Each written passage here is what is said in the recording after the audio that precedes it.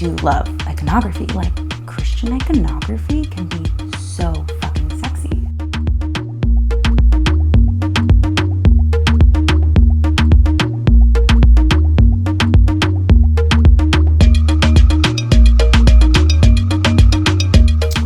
So, this is from my minimalism phase.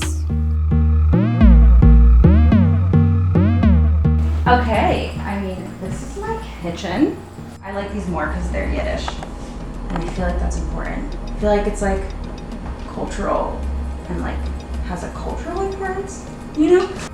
That's when I was like in my like down with the patriarchy phase, you know? Like, everybody has that phase in feminism. Some people stay, some people don't.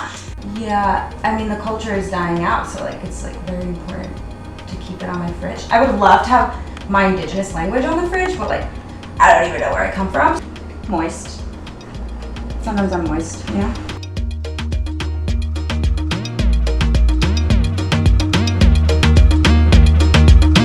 My name is Griselda Reyes.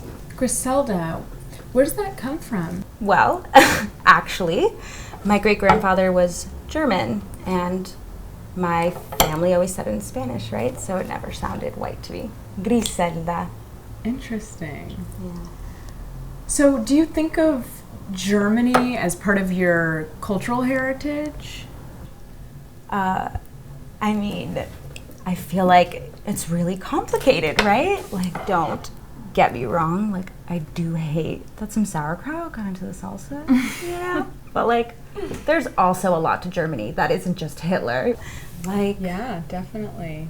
like the men with the suspenders, like the aesthetics of that. I also really want like all of my kids to have like these like Angela Merkel haircuts, you know, at some point in their lives.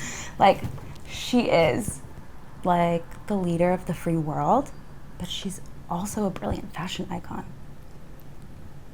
And I mean, I also love a German sausage. Like, you wouldn't expect that of me, but I do. I consider myself a Latinx queer femme. She, her, sometimes they.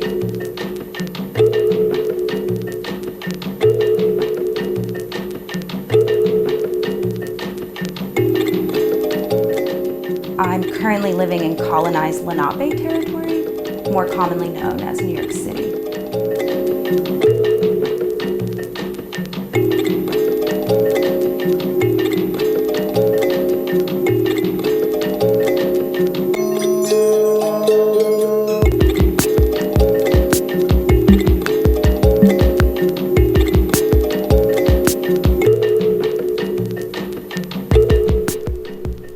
My parents fled the Civil War in El Salvador, and sometimes I'm sitting in my really nice apartment and I'm just like, wow, my parents legit escaped a geopolitical clusterfuck, and I'm just sitting here wondering, is coconut oil actually good for you?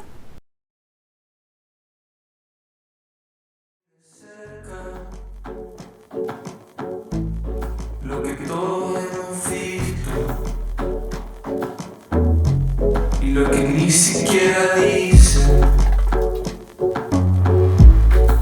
Ya dijimos no y fue ese día que yo me di a mí mismo en 20 años y nada cambia. No, nada cambia, y nada cambia, no, nada cambia. Straddling the lines of assimilation, refuge, and self-preservation. Griselda Reyes' current work interrogates the boundaries of representation by publicly engaging with memory.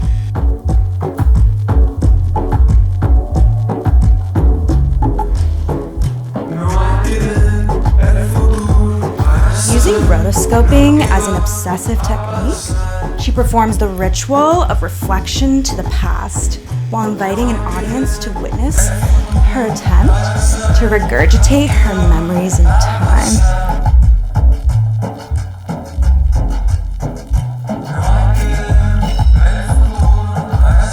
She has begun to archive her work on the internet, which she refers to as an interstitial site for multidisciplinary and non-representational permutations of the material world.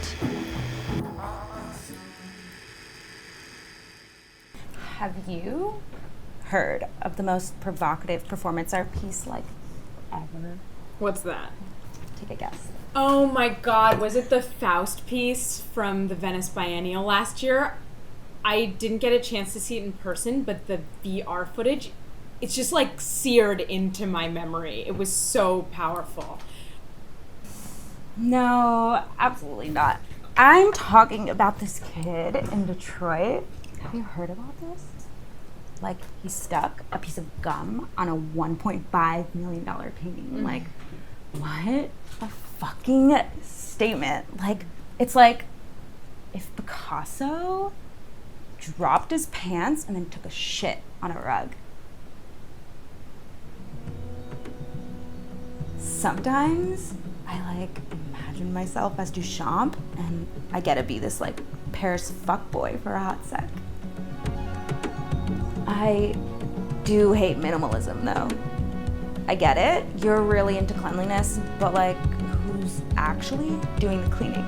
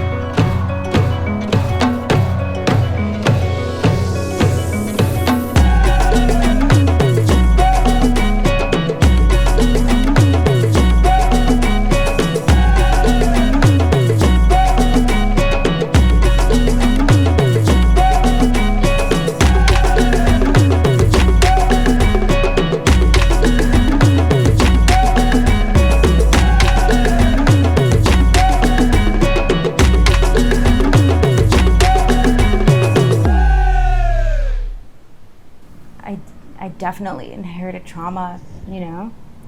It's like you're born and suddenly you have 500 plus years of genocide that you have to process. It's so painful. It's like you're just a baby and you already have this weight that you have to hold.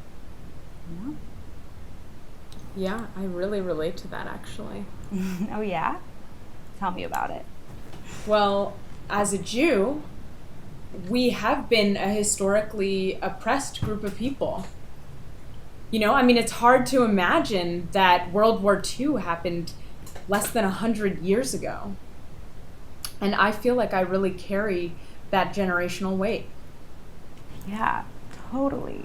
Like, it kind of reminds me of like after you eat this like really big burrito, you know? And then there's just like baby burrito in your gut, you know? Are you making fun of me, Griselda? No. Oh my, I'm sorry that hurt your feelings. I'm trying to connect with you through metaphor. I literally just read this article about it, and basically metaphor is how white people understand oppression. And in this case, it was a burrito metaphor.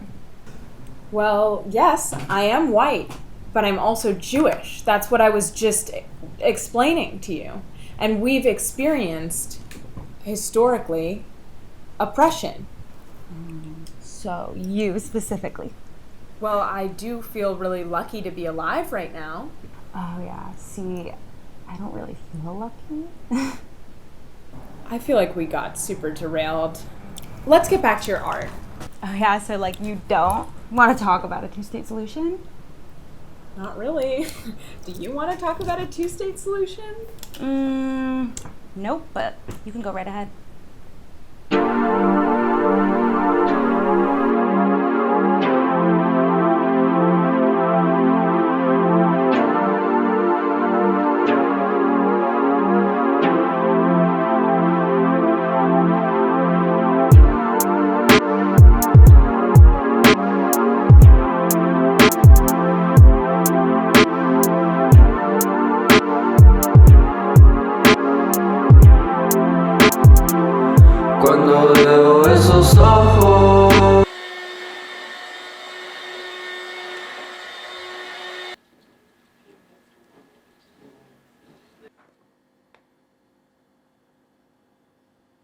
I wish I lived in a vacuum, but people are just handing me vacuum cleaners instead, you know? So, would you call your art queer? I think that I would call myself queer. I feel like there's this specific idea about what queerness is supposed to look like, you know? And it's like, I'm just not here for any of these like gender essentialist baby showers, right? Or like Ellen loving lesbians. Talk show Ellen. All of the lesbian Ellens. Ellen DeGeneres, Ellen Page, Ellen Keller. You mean Helen Keller? Yeah, yes, Helen Keller. She was gay? Yeah, oh my god, like super gay. I feel like that was common knowledge, no? Helen Keller? No, I had no idea. Yeah, you should really brush up on your turn of the century lesbian iconoclast. Like, she's up there with like Gertrude Stein, Alice B. Toklas, Virginia Woolf, Winston Churchill. Wow. So she was blind and deaf, and she still managed to come out of the closet. So brave. I feel like she was probably eating pussy on the DL.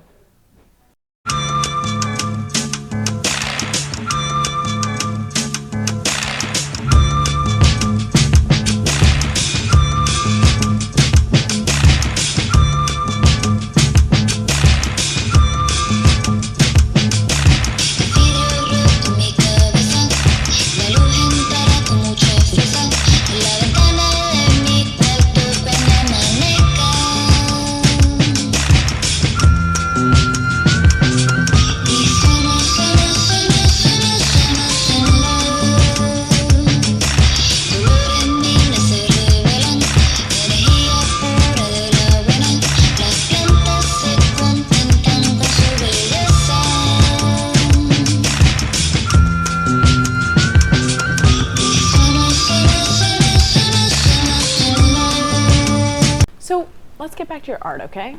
Okay, you wanted to know how my art is queer, right? Right. Okay. Well, I think my art is queer in the sense that I'm out there to queer things. What sorts of things? I mean, one time I did this performance art piece and I wore a vibrator inside of me for 24 hours. It was just like this super multi-dimensional experience, you know? But like a little bit too hypersensory. Yeah, I can totally imagine that. So the vibrator was on the whole time? No, I had to change the batteries at one point, so no. So what do you think you were trying to say there? That I'm horny. So how do you think that intersects with, say, queerness? Or do you think maybe that approaches sisterhood or womanhood? Yeah, Lenore, I feel like you're trying to put me right here. Oh, shit, I'm sorry. Did I microaggress? I need to be better. I'm sorry. Babe, your whole life is a microaggression, but like, it's okay. It's fine. We don't have to dwell on it. Griselda, I'm sorry if I offended you. It's just we're trying to get to the heart of what you're saying here. You know, we just need to get to the essence of it. That's it. The bare minimum. No, of course there's nuances. It's just we're trying to get a sense of, if you had to put it succinctly, what is queerness to you? Let's start with that. I mean, my friend Denisse always says that queerness is what came out of the woodwork when God was resting on the seventh day. That's really good. That's our tagline right there. Yeah, like let's put it on a t-shirt.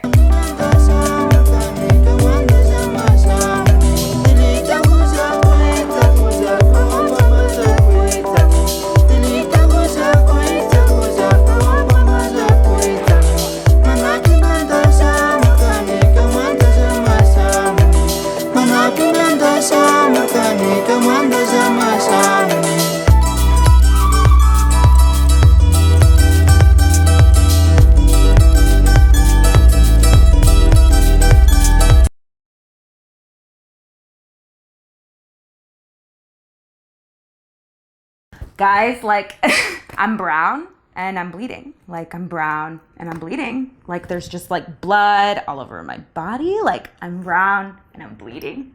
Like, what am I gonna do? Like, it's getting kind of unbearable at this point. Like, hemorrhaging status.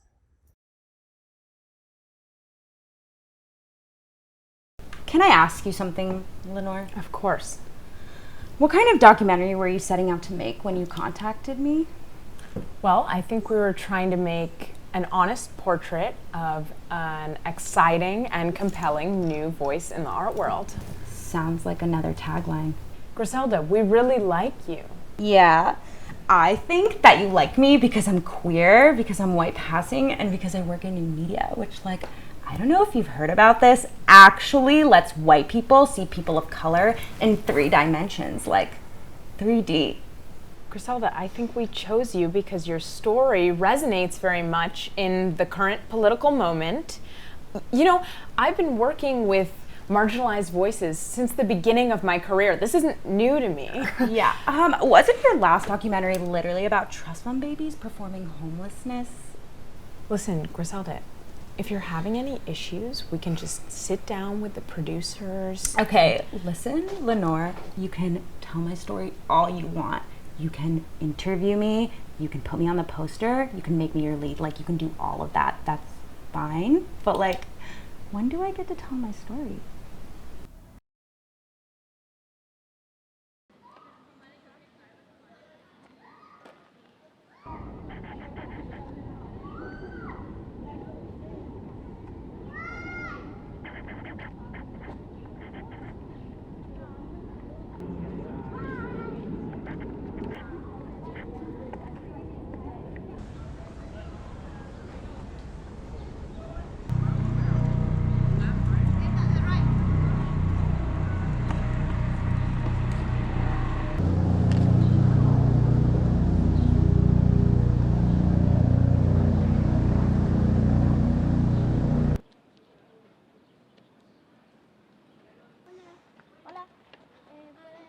¿Lo esperas? No, ella primero. ¿Ella primero?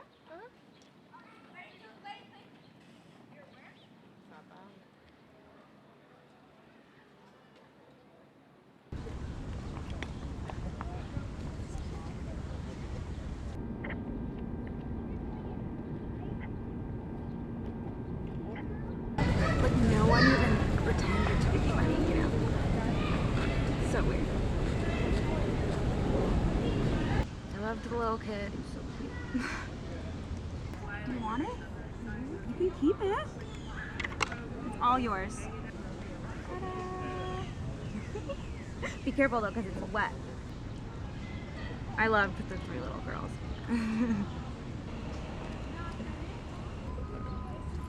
Okay, para las 3. ¿Cuál es su nombre? Griselda. Griselda. Muchas gracias. White woman, I like was like whatever.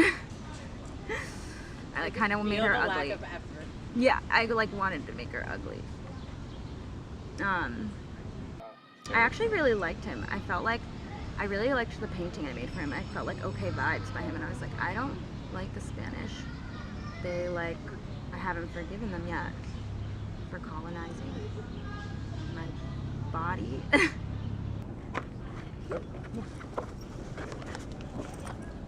Gracias. Bonito recuerdo.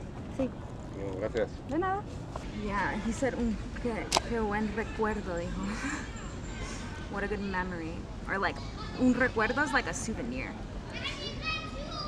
I don't know, this also feels weird because it's like, you're like, tell me your emotions because it's good for an audience, you know?